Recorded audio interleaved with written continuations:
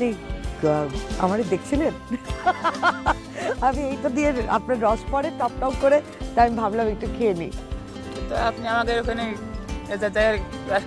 তো আপনার বাড়ি যাবো তো? কোথায় আপনার বাড়ি? ওই যে গ্রামটা দেখা যাচ্ছে ওটা।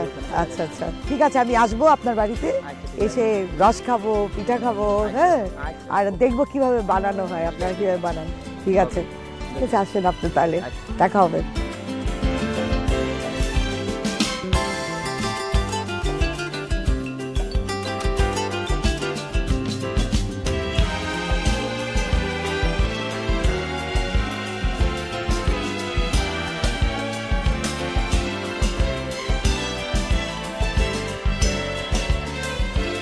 ভীষণ মিষ্টি, এখনো খুব ঠান্ডা। মিস করছেন? ভীষণ একটা নস্টালজিয়া ব্যাপার। আপনারা যারা শহরে থাকেন নিশ্চয়ই এই দৃশ্যটা কখনো দেখেন নাই, আর ছোটবেলার যারা গ্রামে কাটিয়েছেন, স্পেশালি যারা আপনার যশোর এলাকায় থাকেন, তাদের জন্য এটা নিশ্চয়ই একটা মধুর স্মৃতি।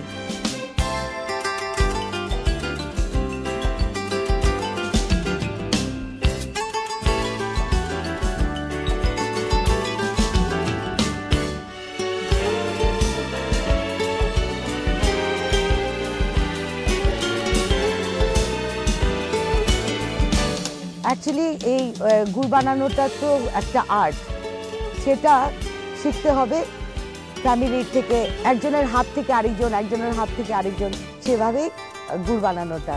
কাঁচা রসের পিঠা কিন্তু খুব ভালো, তাই না? কাঁচা রসের, হ্যাঁ, এই যে জাল দিচ্ছে, যখন কাঁচা রসটা লাল হয়ে আসে গুড়ের মানে শক্ত হবার আগ দিয়ে, সেটাকে ওরা তাঁত রস বলে। সেই তাঁত রস দিয়েই আজকে আমরা পিঠা তৈরি করবো।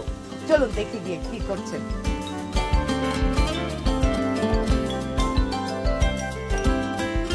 দিদি কি করছেন আপনি? পাটি বুনছেন? ও আচ্ছা, খুব সুন্দর আপনার পাটি। কয়দিন লাগবে পাটি বানাতে? 5 দিন। ও, হলুদ শুকাচ্ছেন? ও বাবা, হলুদটা কাঁচা রয়েছে তো না?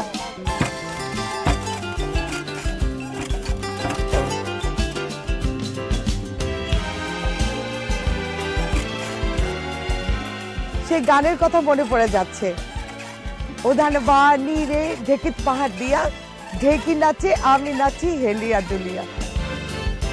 আমি একটু পাড়া দিই, আমার দ্বারা হবে না এটা। ও, ভেরি ইন্টারেস্টিং, এটা খুব ভালো এক্সারসাইজও। নাচ জামাই আসবে, নাতনি আসবে, গর্ব আমি পিঠে, রসের পিঠে গড়ে আমি নাচ জামাই নিয়ে আনন্দ করে খাবো। ও নাচ জামাই তোমার পকেটে পয়সা নেই, আমার খালি গালে কব।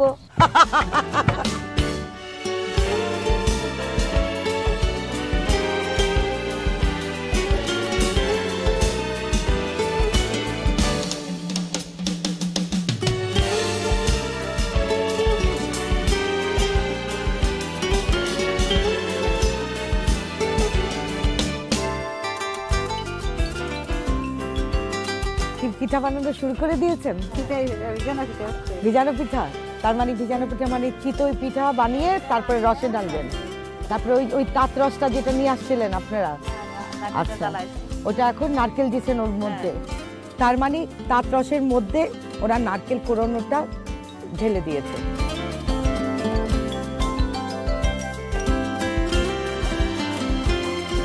শীতকালে সকালবেলা গ্রামে পিঠা বানায় একদিকে, আর কুয়াশার মধ্যে গুড় দিয়ে এরকম গরম গরম পিঠা খেতে বেশ লাগে। আচ্ছা, তাহলে আপনারা এই পিঠাগুলো বানান আপা, হ্যাঁ, এগুলো দিদি বানায় শেষ করেন, আর আমি ওদিকে দেখে আসি কিভাবে গুড়টা বানানো হলো। হ্যাঁ,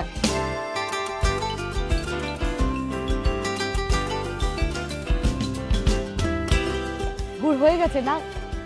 আপনারা দেখতে পাচ্ছেন কি সুন্দর একটা রং চলে এসছে, একটা স্যাফরন কালার, অরেঞ্জিশ, হ্যাঁ, বিউটিফুল। এবারে যেই রংটা এসছে এবং যেই ঘনত্বটা এসছে সেটাকে বলে ঝোলা গুড়। আপনারা কখনো ঝোলা গুড় খেয়েছেন? এটা কিন্তু খুব ভালো লাগে, একেবারে ঘন দুধের সাথে সেই সরালা দুধ, তার সাথে একটু ঝোলা গুড় দিয়ে খেতে ভীষণ মজা। ট্রাই করবেন বাড়িতে।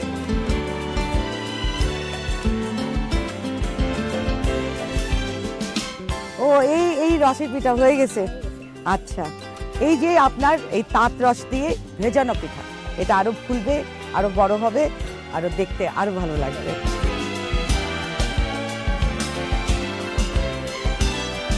তাহলে আপনারা গুড় বানানোর ফুল প্রসেসটা দেখলেন, ভীষণ ইজি। আর এই পাউড দিয়ে উনি এখন ঘষবেন, ঘষে ঘষে পাটালি গুড় বানাবেন। আমি এখন বিরতিতে যাচ্ছি, বিরতি থেকে ফিরে এসে আমি রান্না করব।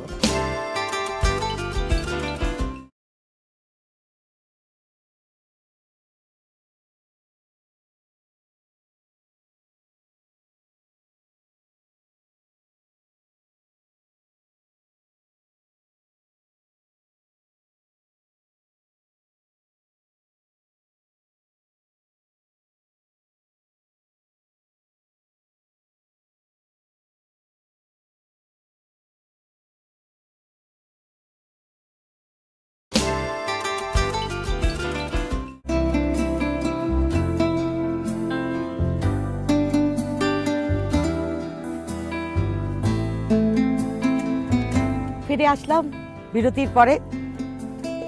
এবার আমার রান্না।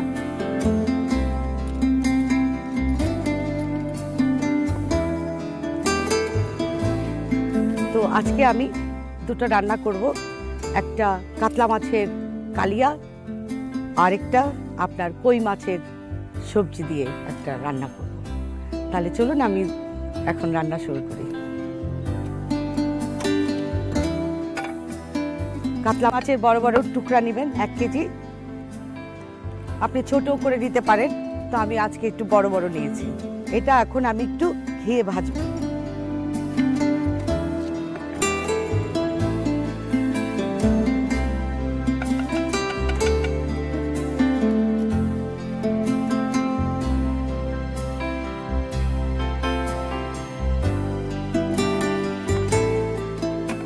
ভাজবার আগে আমি একটু লবণ দিয়ে দিব।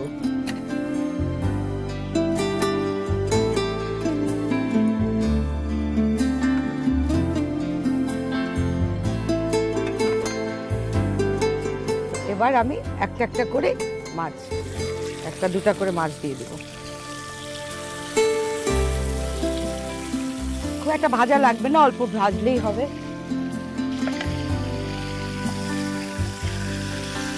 মাছটা সুন্দর করে সিল করতে হবে চতুর্দিকে। মোটামুটি আমার ভাজা হয়ে গেছে, এবার আমি এটা উঠিয়ে রাখি।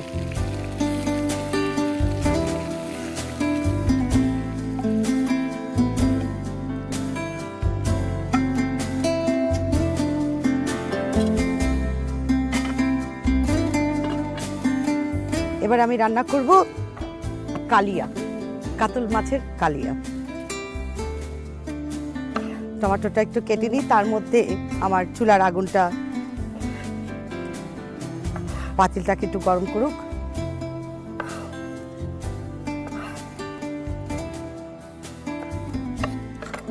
ঠিক আছে, এবার হয়ে গেছে, আমি ঘি দিব।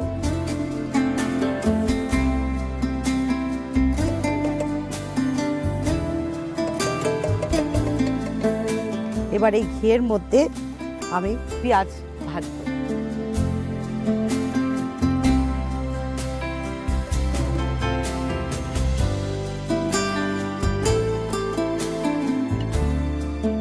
ঠিক আছে, আমি এখন একটা একটা করে মশলা দিয়ে দিচ্ছি। প্রথমে পেঁয়াজ বাটা দিব,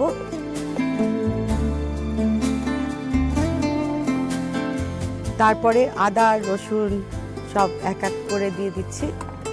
আদা 4 চামচের 1 চামচ,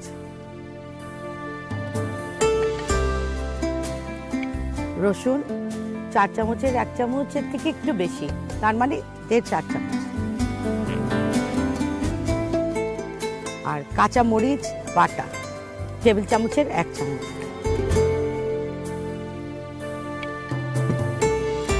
এটা দিয়ে একটু ভালো করে কষিয়ে নিয়ে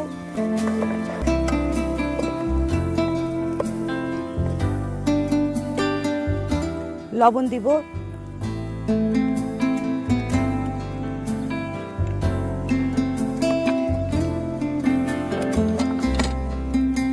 টমেটোটা দিয়ে দিচ্ছি।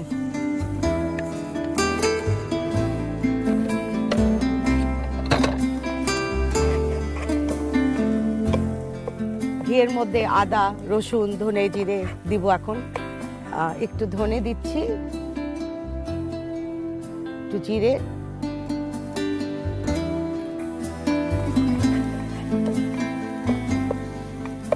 গরম মশলা, এলাচি,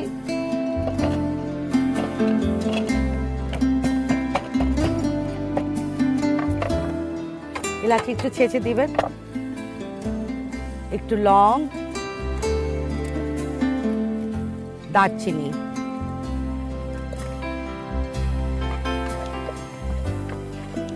এগুলো দিয়ে একটু ভালো করে কষবো আমরা।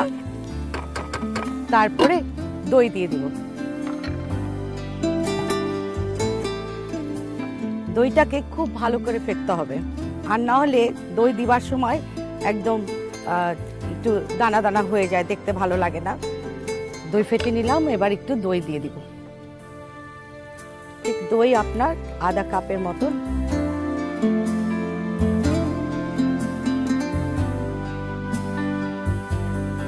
তার সাথে ওই আমি যে আপনার ধনেপাতা বাটা আর কাঁচামরিচের একটু বাটা আর একটু দিয়ে দিচ্ছি।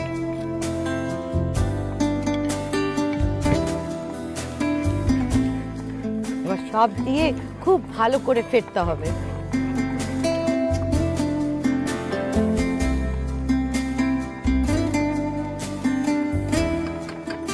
এবার আমি আমার বিউটিফুল চিলি, কাঁচামরিচ, লাল এবং সবুজ দুটাই দিয়ে দিচ্ছি এর মধ্যে।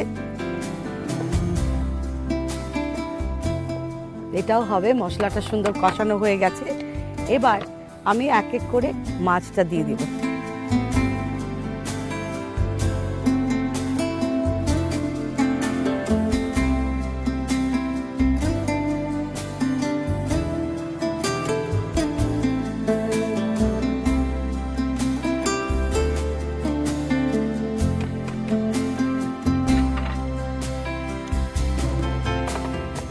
এই মাছটার মধ্যে আপনার রসটা ঢুকতে একটু সময় লাগবে, মনে করুন যে 10 মিনিট অপেক্ষা করুন। আমি ছোট্ট একটা বিরতিতে যাচ্ছি।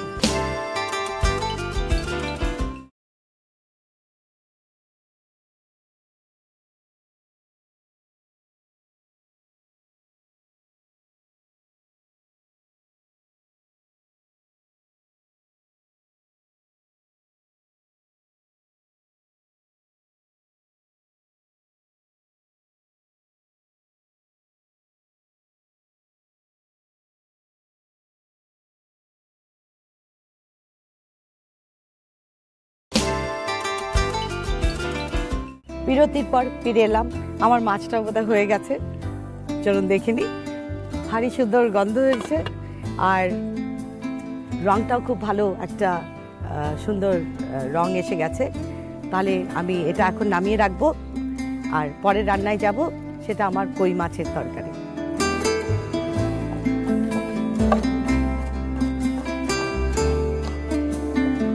একটা হলুদের খেতেও গিয়েছিলাম, সেই হলুদের ক্ষেত থেকে কিছু হলুদ নিয়ে আসছি। চিন্তা করছি কি করা যায়, কিছু না করতে পারলে আজকে ছেড়ে দিব, আরেকদিন দেখাবো। কিন্তু খুব সুন্দর, আপনারা দেখেন এই হলুদটা একেবারে শিকড় সহকারে, খুব সুন্দর একটা। আমি এটার মধ্যে তেল দিয়ে নিই, সর্ষের তেল দিব।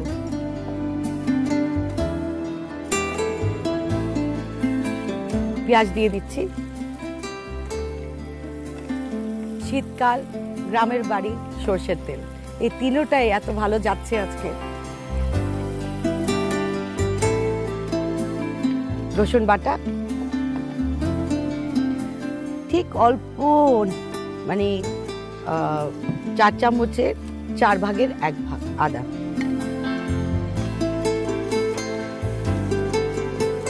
এখন এর মধ্যে একটু ধনে, জিরে,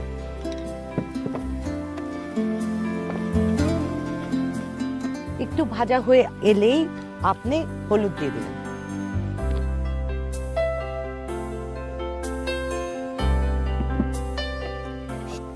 হলুদ দিয়ে লাল মরিচের 4 চামচের 1 চামচ, আপনি যদি ঝাল খেতে চান একটু বাড়িয়ে দিতে পারেন। সব মশলার একটা বিউটিফুল একটা গন্ধ আসছে।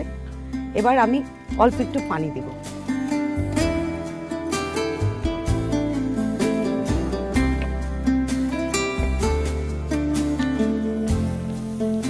মানে মশলার রংটা আসবার জন্য লবণটা দিয়ে দিচ্ছি। লবণ আন্দাজ মতন দিয়ে দিবে।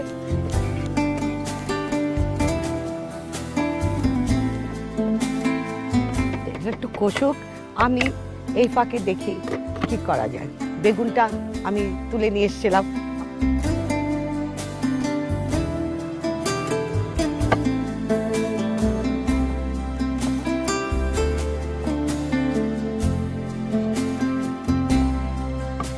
একটু ফুলকপি দিব, যা পাওয়া যায় সেটাই আমি ঘুরে ফিরে করছি।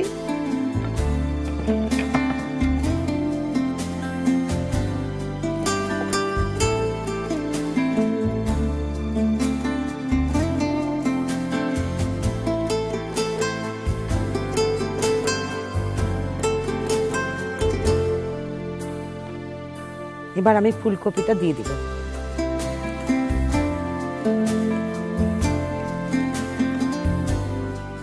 বেগুনটাও দিয়ে দিই।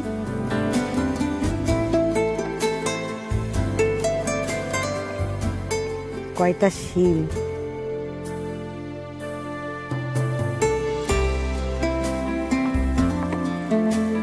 পানি দেব।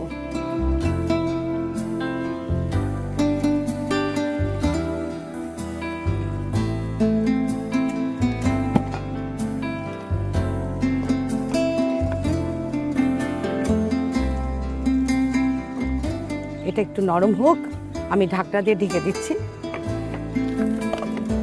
এবার টমেটো দেব।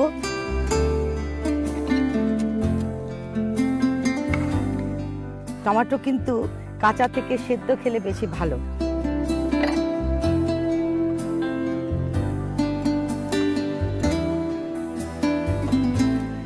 এটা হতে থাকুক। ও, আমি একটু মটরশুঁটিও দেব।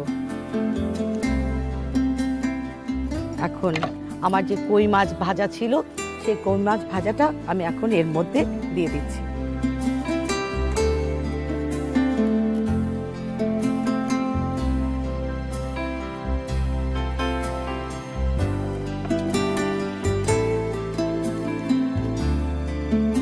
এটা হতে থাকুক, আমি ধনেপাতা কুচি করি।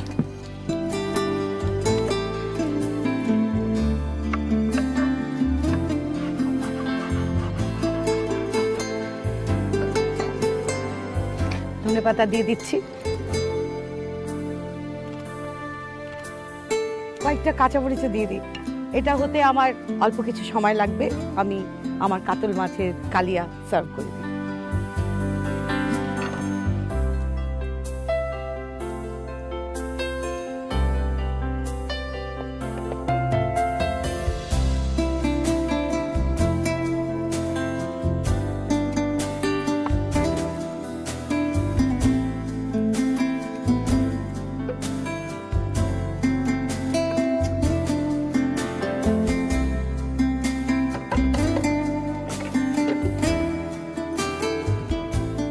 এটাও হয়ে গেছে।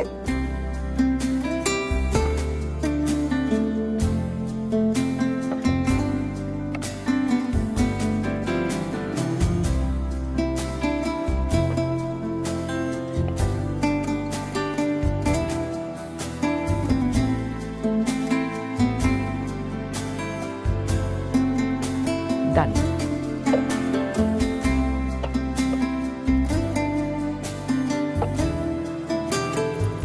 তাহলে আপনারা আমার দুটো রান্না দেখছেন,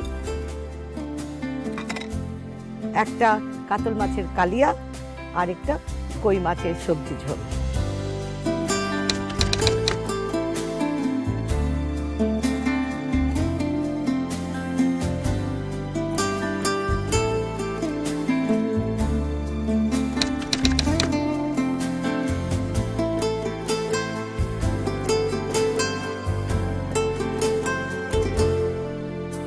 তাহলে আবারও দেখা হবে রাঁধুনি রান্না ঘরে বাইরে, আরো নতুন নতুন জায়গা, নতুন নতুন রান্না, নতুন নতুন গল্প।